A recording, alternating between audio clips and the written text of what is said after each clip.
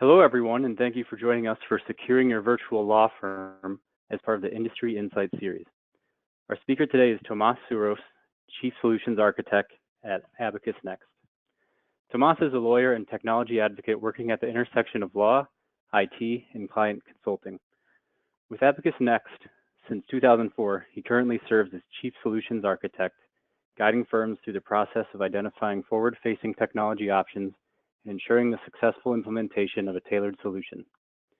With a focus on practice automation and cybersecurity, Suros is dedicated to helping firms leverage technology to streamline their practices and protect their intellectual capital so they may remain focused on delivering the best possible outcomes for their clients. He holds a Bachelor of Arts in English and History from Tufts University and a Juris Doctor from University of California, Hastings College of the Law. He's also a licensed attorney in California. Thank you all for joining us. We'll now begin the webinar. All right. Well, thank you for that nice introduction. As mentioned, my name is Tomas. Today, we're going to be focusing on the concept of securing your virtual firm. So in that title, clearly is the idea of protecting information, protecting your environment, ensuring access controls and permissions are applied consistently for individuals who may be in the same location, or if you're going virtual because you want to be able to connect remotely or collaborate remotely. You have a workforce, at least in whole, or at least in part, perhaps in whole, that is remote, is scattered. And finally, we'll speak to some of the best practices for managing a bring your own device concept, where a lot of firms, large or small, are adopting policies where individuals who may be able to connect, collaborate, and work remotely as part of one of the advantages of running a virtual firm, if they are using their own devices. What is the most flexible way to ensure that you can maintain security but still provide the type of flexibility that a lot of individuals enjoy, specific to what devices they choose to use, where they use them to access the environment, how they actually conduct their workday. There's a lot of flexibility. There are a lot of advantages to a virtual firm, and we'll speak to some of the best practices that I've found to help you secure not only the devices, but information that may be accessed via those devices. Okay, so the first thing I want to touch on is really the concept of the threat itself. It's the idea of cyber attacks and how they're growing. How they're growing in innovation, sophistication, and also just in sheer numbers. I took this screenshot. There are a number of different websites that actually can show you in real time cyber attacks as they're being mapped and kind of recognized throughout the world. But as of 8:30 this morning, we're seeing now across the world ongoing, nonstop and relatively sophisticated attacks on every single network that is out there and is connected to the internet. And so a reality is, because you are contemplating, if you're not already deploying a virtual firm, you are connected to the internet, you're leveraging the ability to transfer great deals of information, to share, to collaborate, all those good things, but it really does make it this type of global cyber attack threat something that you need to be aware of. Right? And I'll speak to some statistics later just to give you a sense of kind of where things are trending, but just at a global level. The concept here is cyber attacks are ongoing 24 hours a day, and they're initiating from points all over the world. Next thing I want to show you is this graphical display of a number of large organizations that have been attacked and breached recently. So what we're seeing here is kind of a data model here where, and you'll notice many of the names up here: Marriott Hotels, Twitter, Google, Facebook, Yahoo, with Yahoo specifically having 500 million people affected by a data breach. So not only is it a global threat and a growing and ongoing threat, but significant sized organizations to the point where their internal resources, they have departments that are tasked with protecting their data, protecting their network, protecting their systems. And yet, even those organizations that are deploying the state-of-the-art, the very best protections available or known protections available, are still not only are they part of the threat, are they threatened, but also, as you see here, many of them have been breached, have been exposed, and many hundreds of thousands, if not millions, of individuals' information that is tracked and stored by those entities has been exposed. So I wanted to just to give you a sense of how broad the threat is and how individuals or entities with resources that are dedicated to protecting against breaches have still been breached. Next here, I want to show you something where this is a trend that everybody needs to be aware of. And between the end of 2018, Q4, and the beginning of this year, Q1, we've seen a 195% increase in ransomware attacks. Now, I'll qualify that to a certain extent. These are the number of attacks that are registered, recognized, and tracked.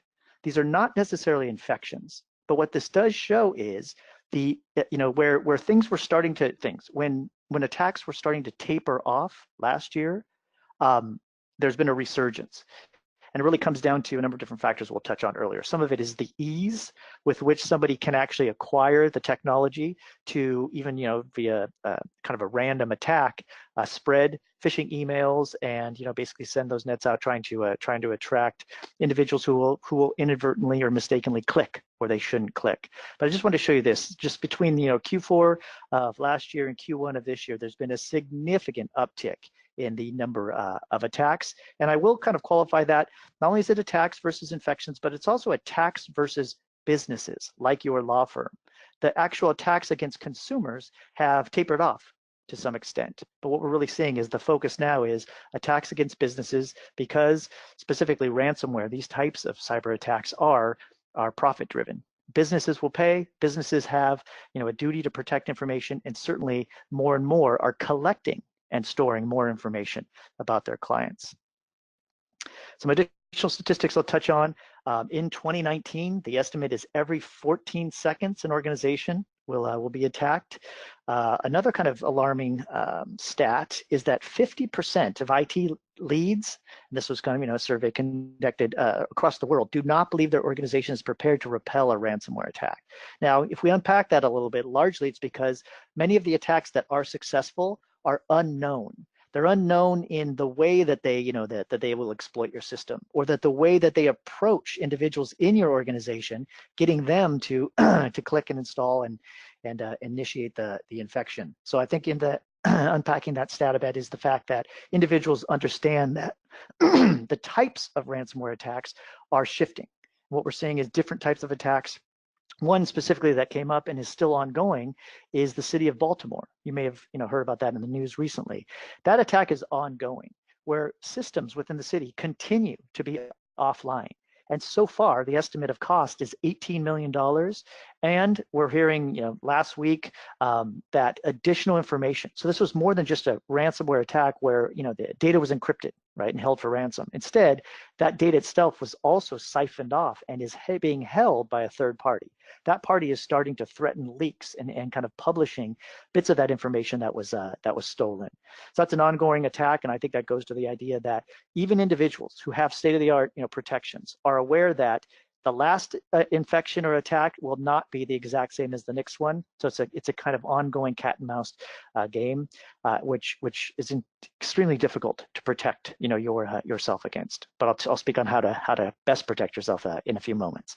The other thing I want to touch on is a stat released by the American Bar Association, which is 25% of all U.S. law firms, 1 in 4, have experienced at least one data breach. Now, that statistic on its own is alarming, but even underneath that is the idea that that's law firms that understand that they have experienced a data breach. What I've learned and what I've heard in my research is that there are many firms who simply do not know that they were or how they were attacked or breached going backwards in time. So if 1 in 4 know that they have been affected by a cyber attack, that number is much larger for the individuals who have been attacked and simply didn't have the resources or didn't have the technologies in place to be aware that they were breached. Now, to get a little bit specific, a ransomware attack in the news last week, May 30th, the Gosnim ransomware affected a couple of law firms, one in Massachusetts and one in DC. Those firms had personal information and banking information stolen through a phishing scheme. And a phishing is kind of a spoofed email that somebody receives, and it has instructions or it has a link. That person follows the instruction, clicks the link, and that's where this ransomware can actually affect your system, find banking information. That was the case in this ransomware scheme, and the law firm in Massachusetts had $77,000 drained from their bank account, and the DC firm had an unauthorized wire transfer of $44,000 pulled from their banking accounts. So this Gauze has been or has been tracked. It's actually been broken. The ring that was running it has been caught and disabled going forward. But during the few months that they were in business, they collected over $100 million from global victims. And that $100 million also includes not only these high dollar amounts that were stolen from law firms in the United States, but the true cost of the attack includes the forensic costs to figure out exactly how and what happened, the legal expenses to defend and to determine exactly or to limit liability, let's say, so that if there are fines, those fines can be mitigated to a certain extent, the cost of notifying existing clients, the cost to current business and relationships, the trust that your clients that your clients give to you, as well as any new business, those referrals, and repeat business, those costs are really exponentially greater than any kind of ransom or a dollar amount that's stolen as part of these attacks. It really goes to your firm's reputation, your firm's ability to not only to represent and protect your current clients and their information, but also any future clients that may come to you and learn of your reputation or of your history having been attacked. The other kind of specific ransomware I'll touch on is one that it's been described as artisanal because it's been designed to maximize its disruptive effect. Specifically, it can mine data, steal information, or it can do the traditional concept where it encrypts your files, and then holds them for ransom. Or it could even spread via Trojan worms. And a Trojan worm is simply a program or a document or something like that that pretends to be something else while installing or modifying or stealing information. Right, and what this program did is not only could it identify and encrypt data on your system, but also it could go to network drives, and then it could delete shadow copies. And a shadow copy is your system's ability to protect versioning, let's say, so that you could go back and roll back or restore a prior version of a document itself or a system as a whole. This ransomware was designed for maximum disruption. So not only could it, breach your system, infect your system on the front end, but it could also search and find your back-end protections, your backups, your shadow copies, and it could remove those. So that's kind of the innovation where multiple layers. These ransomware attacks are not just kind of the traditional model where you click on a button, it installs an app, that app, encrypts your system. That certainly is what ransomware is at its, at its core definition. But there are now new innovative ways for ransomware, hackers to exploit your system using a multi-layered approach where it'll look for the weaknesses, and once it finds one or many, that's how it'll exploit your system. So I want to kind of touch on that. And just at a high level, ransomware, as you know, is malicious software, malware. It is programmed to encrypt data and block access to a computer system until money is paid, right? It's extortion. Some other kind of law firm or virtual law firm cyber threats, cryptojacking. That's a malware attack that installs a program that secretly uses your device to mine cryptocurrency. So it doesn't necessarily affect your data, but what it's doing is using your network and every machine in your network to actually, create cryptocurrency and then ship it off to someone else. So, right? So it's a type of theft, but it's really using your resources and all the costs that are associated with your resources. The other one is a viral bot. I touched on that a little bit earlier. That's a specific type of malware attack that multitasks. So it scans your defenses and it installs ransomware or a keylogger or an email spamming bot that's sending out those Trojan virus apps, but the viral bot is really a multitasker. It is searching, probing, and finding the weaknesses rather than just having a brute force attack at a single perceived weakness in your system. Some other trends to be aware of, we're seeing a noted increase in spear phishing. That's where instead of it just being a generic phishing email hoping to catch anybody who mistakenly reads it or expects it to be accurate, spear phishing is more a phishing exercise that's targeted at your organization, right, or your profession. So maybe it purports to come from the state bar or your malpractice insurance carrier, something like that, where it's spear phishing, meaning that it's not just a generic phishing like from FedEx or Dropbox, something that many people would utilize. Instead, it is specific. It's the tip of the spear is designed to trick you or your staff into performing the step that would infect your system. The other aspect is whaling attacks, and that's the hyper-focused type of ransomware where literally in that email message, it's addressed to you. It purports to be from a colleague of yours, let's say, in your organization.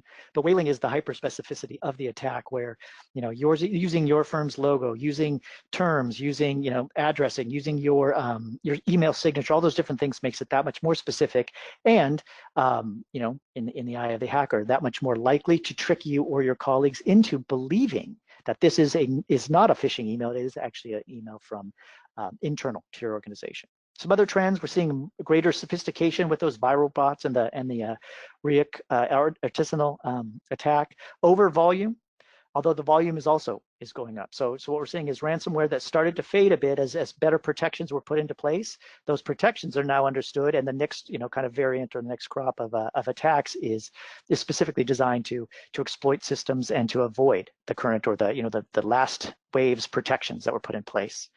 We're also seeing that consumer attacks are maybe dwindling. The focus more is on small, medium-sized businesses. We've seen an increase significant in the variants of malware once again. So where that started to taper off, we're seeing increased sophistication. Crypto miner attacks certainly are down. That was a trend from last year and definitely the year before. We're also seeing, interesting enough, mobile device attacks and Apple OS attacks up over 60% in Q1. So really what we're seeing is not only is the trend different and more novel attacks, but also different attack vectors. Is it the Internet of Things? Is it your doorbell? Is it your video camera? Is it your mobile device? Is it your Mac computer, which traditionally has been less likely to be something that is a target of an attack? So why you? Ransomware is extortion. It is an $11 billion global criminal enterprise. Why are you our target? Is because you, as a business that needs to stay in business and has extensive regulatory and compliance standards, you have been targeted because you will pay. Also, the personally identifiable information, the data that you collect for and that you store and have amassed for your clients, you have a high duty to protect that with HIPAA and high tech and even GDPR potentially with clients or clients of your clients that may reside in the EU. Also, your professional reputation. The need to kind of reach out and admit or to notify clients that you have been breached. Oftentimes not knowing exactly the extent of it, just that that you could confirm that it did happen. That loss of reputation oftentimes is leverage to extort you for the ransom amount itself. And why now? Well, vulnerabilities are still widespread, right? Oftentimes outdated infrastructure. So machines that were purchased and brought online and maybe updated at different times and at different levels. All those different kind of inconsistencies, let's say, within your organization, down to the last kind of outdated desktop PC that maybe runs a certain device or is there for a certain program. That is your weak link. And oftentimes that is where the exploit can find, its way past protections that may be up to date and right out of the box with your current devices. The latest device is probably the most protected. The oldest is certainly the least protected. Also, why now? There's an ease in conducting cyber attacks. You can go on the dark web and actually buy a ransomware kit or even rent one. And by doing that, they'll give you an email list. They'll give you, the method of payment, and all that person needs to do is click send, and then they've reached tens of thousands of people all over the world with a phishing attack. It's that easy these days to conduct a cyber attack. And that's really why we're seeing a lot of those kind of, attacks, or the percentage of attacks go up. Also, lack of awareness, kind of human error, the lack of training, that continues to be an issue.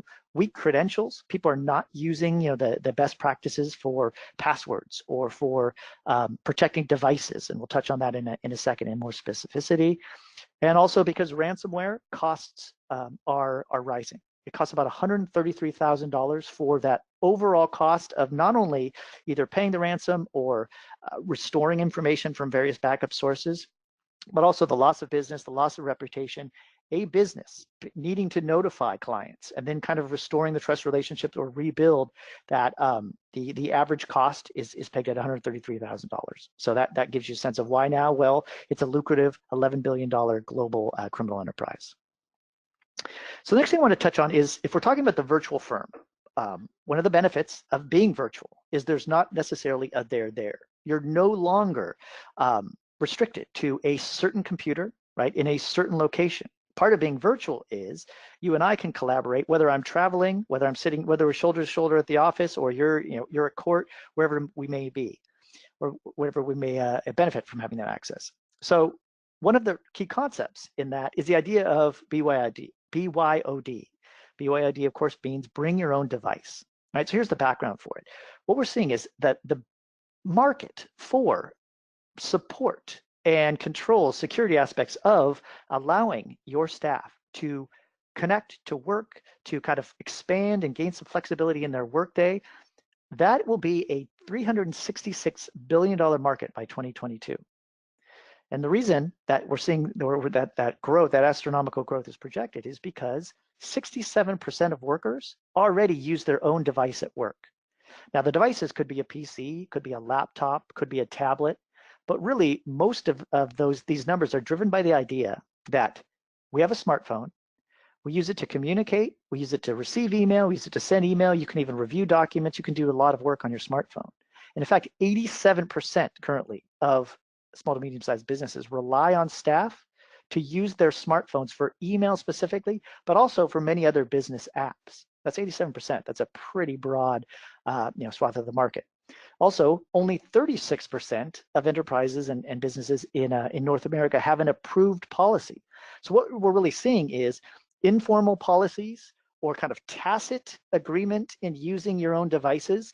But I'll touch on in a minute why that introduces risks in your virtual environment. But also the upside is an employee who brings their own device or uses their own device, on average, works in 2 extra hours daily. And oftentimes you can quantify that by, quickly replying to an email or being able to kind of scroll through and make sure that everything is kind of going, or manage projects, or just communicate simply on a regular basis. That's 2 extra workday hours on a daily basis, simply because oftentimes we're tethered to our phones. Our phones have a great deal of personal information, but they also more and more are giving us access to and giving us the tools we need to kind of conduct business maybe not 24 hours a day, but certainly in an extended time frame beyond the normal workday. So let's speak to kind of some of the risks for bring your own device. Well, one, because it's not standardized, it's not within your environment, right? Your virtual firm means that you and I can communicate regardless of where we are or what device we're using, let's say. What that means is varied hardware, which device you're using, which software, either programs you're using or versions of programs you're using, whether they're web-based, whether they're installed, whether they're patched by you, whether they're, when they're updated, and even operating systems, Mac versus Windows versus Chromebooks, there's a lot of flexibility there. All of those kind of variations mean that it's that much more difficult to ensure that there are consistent security protocols and antivirus and malware protections distributed across that entire kind of, extensive external device environment. So supporting that and administering the appropriate, kind of protocols is always a challenge. Making sure that security policies and access permissions are consistent across each of those touch points or each of those devices used is something that presents risks. Also, the fact that non-mandated apps may be used and even how they're used. So somebody could have a dating app running right next to their project management tool or their work-based email account. Also, oftentimes VPN tunnels, or the way that you allow or enable outside individuals to connect to your firm servers, let's say, or to share information within a virtual environment. Each one of those connections, those tunnels, is potentially a point where a hacker could access your network. Right, so these are some of the risks from the factors. Also, kind of cloud endpoint environments. There are a number of things that we'll touch on in a few minutes that actually can help mitigate that risk. But I did want to kind of at least outline the fact that the variations and the inconsistencies in the devices used is the risk. So that is outweighed by, let's touch now on the benefits of bring your own device. Well, the increases in productivity, in morale, and in accountability are extensive. Right? Individuals like to use the devices they prefer to use. Also, there's a convenience factor. The ability to jump online from home, do work that needs to be done, disconnect when you're done, and be, and not need to commute, let's say. There's a great deal of benefit, let's say, from your virtual firm. That's why we're having this conversation today. Productivity, morale, and accountability are certainly some of the benefits. There's also a reduction in hardware and networking costs. If your staff are using their devices or their preferred hardware, they're already, they're not needing to update or acquire new equipment. That can be a significant reduction in cost. It's pegged at kind of $350 of value per employee, not only for the additional time that they're spending perhaps in their workday, but also offsetting some of the cost or needing to deploy or replace or update hardware that your staff already has and can use. Also, employees or workers favor familiarity and usability. They like to be able to choose the devices that they use to perform their work. Also, 80% feel smartphones are an integral work tool. I know that I rely on mine. I have it protected. I use multi-factor authentication, and I use all the best practices that I'll practice those that I'll preach later. But the benefit is, if you couldn't use your smartphone for work, I think a lot of people would feel hamstrung in that environment. Here's the other kind of flip side: is only 7% are fully reimbursed for data use. So the BYOD benefit, there's also a cost there, where individuals are using their personal devices, and there are certainly benefits for doing that. But also the flip side of that is not many organizations are actually reimbursing for that use of data, and sometimes it's expected just because there are all the gains that are part of that. Okay, so that's the idea of kind of bring your own device, risks and benefits. So now let's focus on proactive cybersecurity. All right. First thing I want to touch on is, and this is pretty straightforward, but it's best practices for using and applying passwords. First of all, weak credentials. Individuals who use not strong passwords is the key component for allowing hackers into your system. So use strong passwords is an obvious best practices. But what does that really mean? Do not use passwords that are less than 11 characters. Ensure that there's complexity. What does that mean? Alphanumeric characters, capitalization. Each time you add a bit of randomness to it, it increases that password strength exponentially. You can actually go online and kind of test your passwords, or use those tests to get a sense of how to really create your own password. Now, there is a debate going on now about how often and if you need to change your passwords. Now, I'll let that kind of debate lie. I think that you should change your passwords. I always think keeping them fresh, coming up with newer and stronger passwords is a good practice. It's not necessarily viewed as the best practice anymore, because the idea of waiting until 60 days or 90 days to change your passwords versus changing it immediately if there is a breach. Certainly always change your passwords, if you ever learn. But I think using strong passwords and making sure that they are complex and they have randomness, use alphanumeric characters, don't reuse, certainly don't auto save your passwords. And I know it's annoying, right, to have to enter that information repeatedly, but it is a best practice. And there are tools, and I'll touch on those in a second, that can help you manage a, let's say, growing list of strong passwords that you manage on a regular basis. Next, I really recommend, this is a best practice across the board, use multi-factor authentication. So what is multi-factor authentication? Exactly what it sounds like. In order to gain access, you are required to supply multiple confirmations of your identity. So the starting point used to be a username and a password. Right away, that's kind of a multi-factor there, where your username is one authentication criteria, the password is the second one.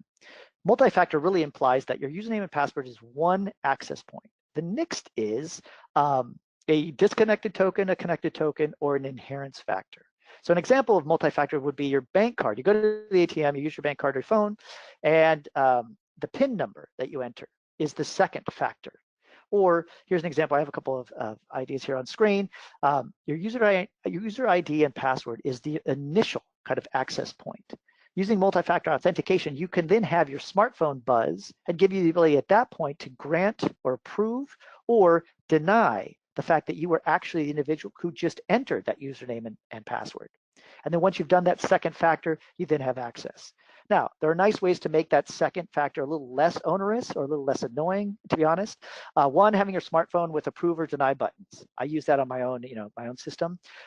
Colleagues use a watch. So maybe on your smartwatch, you have a pop-up that gives you the ability to approve or deny with a click. So your username, that strong password is the first factor. I strongly recommend that you use a multi-factor authentication system. And it can be a smartphone app, it can be an app on your phone, it can be a USB dongle, or it could be biometric. And I'll touch on that in a little bit. Also, I wanted to kind of just show you kind of the process where when you set up the additional security verification, you can choose to receive a text message, you can choose to receive that approve deny button, or you can choose to receive a phone call. And you can actually adjust that depending on where you are or what you prefer. But multi-factor authentication is not that difficult to set up. Once it is set up, it gives you exponentially better security, better protections about how you can access your environment, and who anyone else, should they steal your username and password, would still be one factor short and would not gain access to your system. So multi-factor authentication, I can't stress that enough. If you are in fact thinking about a virtual firm, or you currently use a virtual law firm, or you currently deploy or utilize a virtual law firm, ensure that you're using multi-factor authentication. So some other prevention best practices: training. Have your staff and yourself go through a comprehensive security practices training. If you don't have any of the things that we've touched on so far, ensure that that's part of the training, and those are systems that you bring online as soon as possible. Some other best practices: don't click links in emails. If there is a link, you can contact somebody, you can get confirmation, but links in emails are the single most utilized way through phishing emails of attacking via ransomware and infecting networks. Simply don't click on links in emails. I would also recommend preventing the installation of unauthorized software. That's something you can do at the kind of system level, even with a virtual firm. I would recommend deploying endpoint antivirus. The reason I highlighted endpoint there is endpoint simply means that the antivirus and anti-malware definitions, how your program uses that list of known exploits to protect you against any incoming exploits. Using endpoint, the actual updating, how each system or each device in your network is protected, is something that can be done at a centralized location. So that's the idea. That avoids the idea that one system may be patched, that the adjacent system might not be patched because the individual click through or click cancel or whatever things that we do regularly. Endpoint antivirus. Always create multiple redundant verified backups. The verified part is important there. I would go through and ensure that not only that you have your backups and they're in multiple locations and kind of hosted by multiple providers, but also I would go through the process of verifying a backup, creating a sandbox and verifying that data, being able to restore it and ensure with peace of mind going forward that not only do you have a system in place that creates that backup, but you have a system and a protocol for restoring that if and when you needed to do that. That also goes to the idea that we're here today to discuss, which is the idea of virtualization of workstations and servers.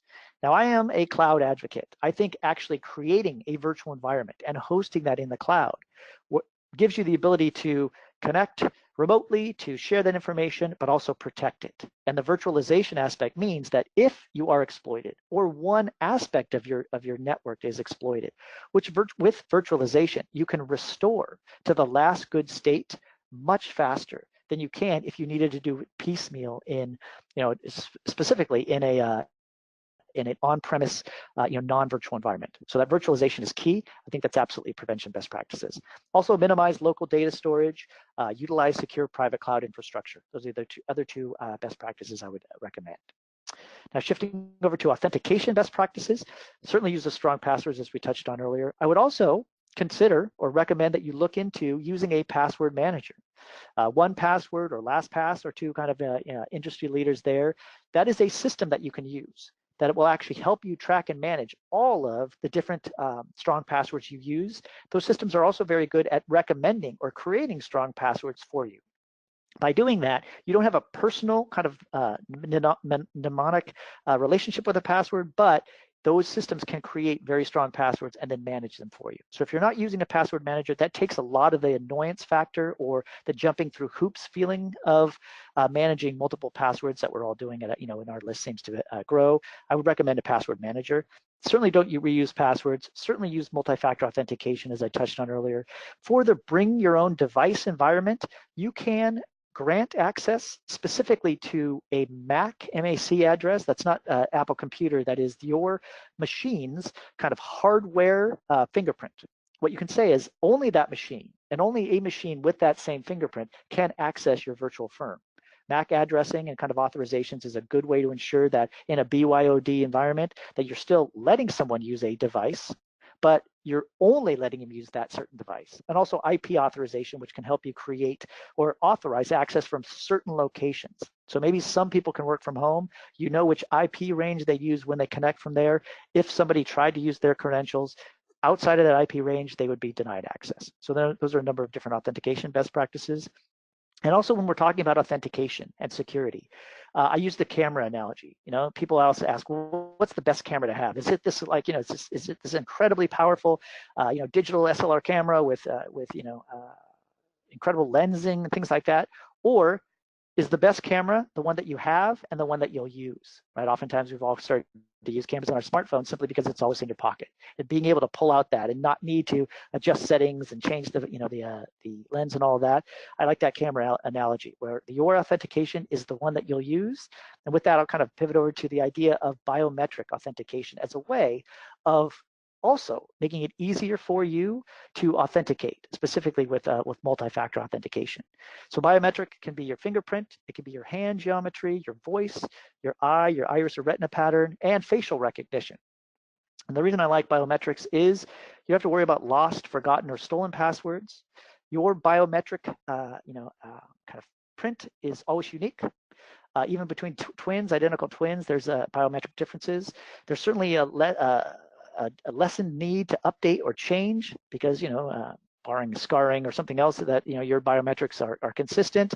There is a high degree of accuracy, specifically with new devices, like, you know, with our smartphones that can use multiple scanning or sensors to really identify you beyond just straightforward single kind of factors, and also the speed, the efficiency, and the convenience. So I really kind of think about biometrics there, where not only multi-factor authentication is something that I recommend, but I would also at least, you know, bring up for consideration the idea that biometrics are a nice way for you to not need to remember that second factor, right? Whether it's your, you know, your face ID, whether it's your fingerprint, or even your voice.